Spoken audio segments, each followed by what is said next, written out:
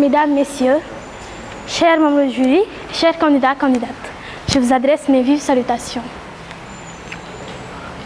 En Afrique, notamment au Sénégal, les problèmes de caste est un sujet qui reste toujours d'actualité. Apparu à l'époque des royaumes, on distingue les guerres qui sont nobles, les teug forgerons, les ñeeño bijoutiers, les lawbe boucherons et les guéwël qui autrefois étaient des orateurs et qui chantaient les louanges des rois. Au Sénégal, il est difficile, voire même impossible pour les Koulibaly et les Keïta d'épouser des Seck de la caste des forgerons ou des Ndou de la caste des griots. Il faut beaucoup de courage et de persévérance au couple pour pouvoir faire triompher leur amour et imposer leur mariage à leurs proches. Pour revenir sur le sujet afin de mieux vous expliquer le réel problème que peut avoir cette histoire de caste dans la société contemporaine sénégalaise, je vais l'illustrer par l'exemple de deux jeunes, Maguette et Aliou. Ils sortaient depuis 2 ans et étaient fous amoureux. Les parents d'Aliou souhaitaient que leur fils se marie, jugeant que c'était enfin le moment pour lui d'avoir une femme, surtout qu'il avait déjà une bonne situation professionnelle. Aliou approuva totalement cette idée, vu qu'il avait déjà une bonne vue et envisageait d'épouser Maguette. Il en parla alors à ses parents qui commencèrent à lui poser toutes sortes de questions sur sa copine ainsi que sa famille. Mais en entendant le fils prononcer le nom de famille de la jeune fille, sa mère lui demanda s'il était teug. Aliou ne comprit pas la question car il n'accordait aucun intérêt à ces vieilles histoires de tradition.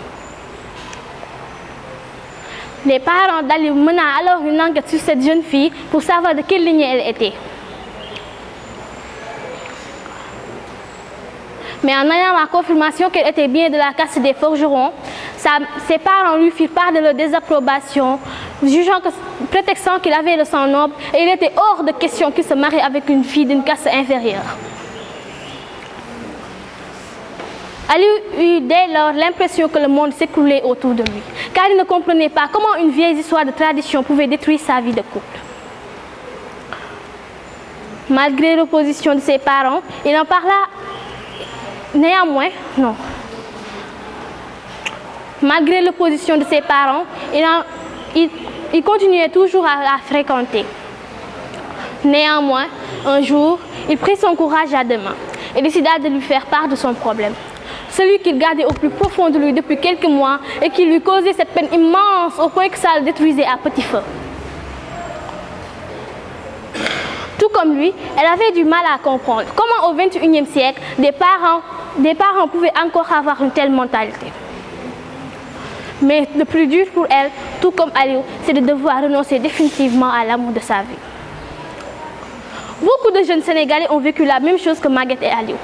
D'autres ont su révéler le défi en s'imposant à leurs parents. Ce qui n'est pas toujours facile, mais important à faire, car après tout, c'est de leur bonheur qui est en question.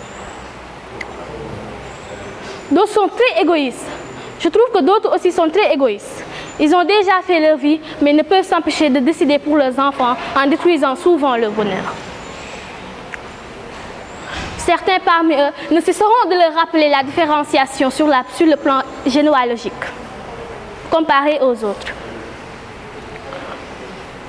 C'est pour cela que lorsqu'un père, une mère s'oppose à l'union de son enfant, le problème peut prendre plus d'ampleur que l'on peut l'imaginer. Je n'arrive pas à comprendre comment des personnes qui se disent croyantes, soi-disant, réfléchissent de la sorte. Je vois cela bien pire que le racisme. Car dès l'on parle de personnes cassées, c'est une manière de se dire qu'on est mieux que l'autre et de se vanter d'avoir le sang noble.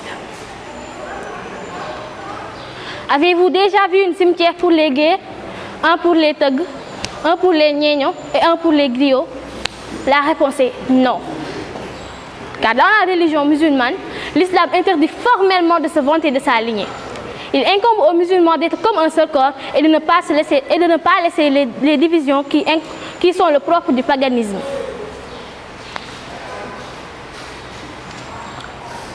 Le plus noble des hommes auprès d'Allah est celui le plus pieux.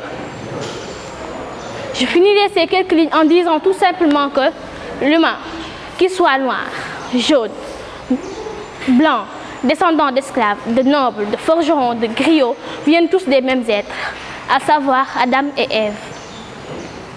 Par conséquent, nous sommes tous semblables aux yeux de Dieu.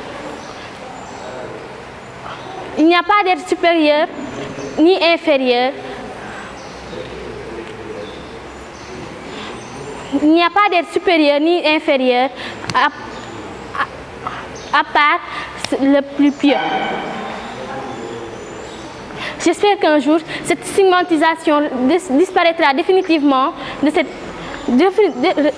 J'espère qu'un jour, cette stigmatisation disparaîtra définitivement de la société sénégalaise, car tant qu'elle ne sera pas éradiquée, beaucoup de vies de couple resteront sans lendemain. Je vous remercie de votre aimable attention.